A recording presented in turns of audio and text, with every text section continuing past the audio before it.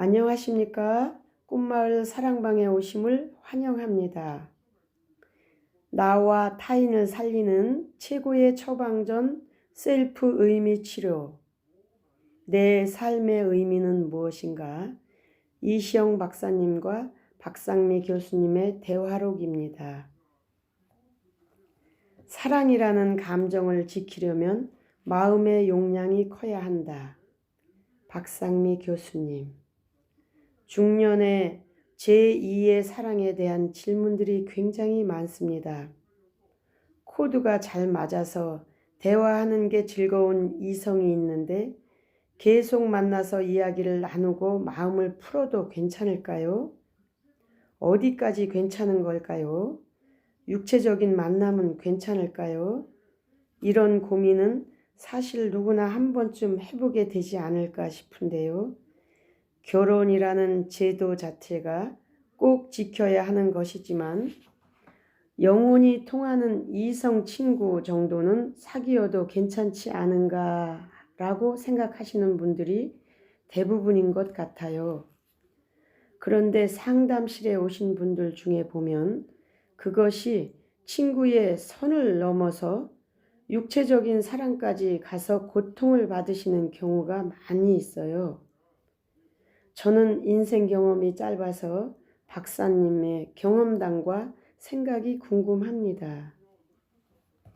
이시영 박사님, 이게 가치관의 문제이기도 하지만 사랑이라는 것은 모든 것에 우선하거든요. 사랑 앞에는 두려울 게 없어야죠. 그런데 우리에게는 사회적으로 그리고 제도적으로 금기 사항이 많아요. 그래서 사랑이라는 감정을 지키려면 마음의 용량이 커야 해요. 잔잔한 갈등 같은 것들은 스스로 충분히 소화시킬 수 있는 능력이 있어야 합니다. 이게 작으면 문제가 생기는 거죠. 가정은 가정대로 지키면서 이성 친구를 두고 싶다면 마음의 배분도 잘 해야 하고 아내와 가족에 대한 배려도 그만큼 세심하게 해야 하는데 이것을 마음속으로 잘 하려면 인간적인 수용 능력이 그만큼 받쳐주어야 한다는 말입니다. 그게 안 되면 갈등이 생기는 거죠. 사랑이라는 감정을 느끼는 것은 정말 축복이라고 생각합니다. 그런 사람을 발견했다는 것도 축복이죠. 사랑을 한다는 건 인간적인 능력에 따르는 일이라고 봐요. 젊은이들이 사랑을 하면서 싸우고 깨지고 하는 것은 결국 이 인간적인 수용 능력이 부족해서 그런 거예요. 마음의 그릇이 커야 해요. 그래야 정신과 육체적 밸런스를 잘 지킬 수 있어요. 가정이라는 울타리를 파괴하는 것은 굉장한 용기도 필요하고 참 어려운 일입니다. 하지만 이성 친구가 있는 것은 좋다고 생각합니다. 박상미 교수님, 결혼이라는 제도 안에 있으면서 이성 친구를 사귈 수 있겠지만 선을 넘지 않으면서 좋은 친구 관계를 유지하는 게 힘든 일인 것 같습니다. 이시영 박사님, 이성과의 만남에는 설렘이 있어야 해요.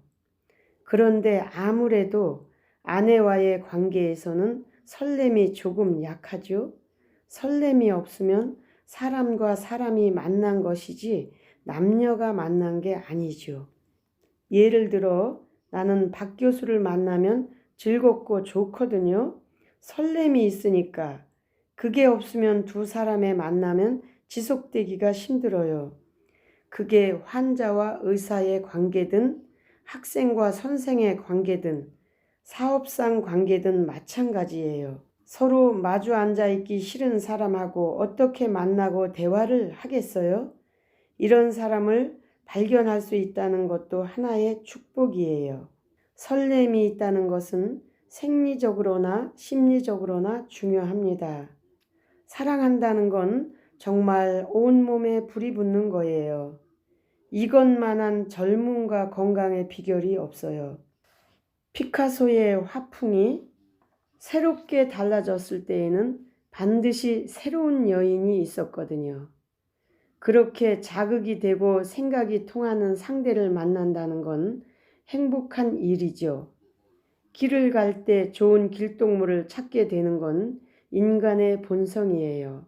영화를 봐도 그렇고 아름다운 경치를 봐도 그렇고 혼자 보는 것보다 둘이 함께 보면 즐거움이 배가 되거든요. 그렇지만 단 지킬 건 지켜야지요. 박상미 교수님, 절제하지 못하고 가족과 나에게 큰 상처를 남기는 만남이라면 내 인생에서 의미 있는 만남이었다고 말하기는 힘들 것 같아요.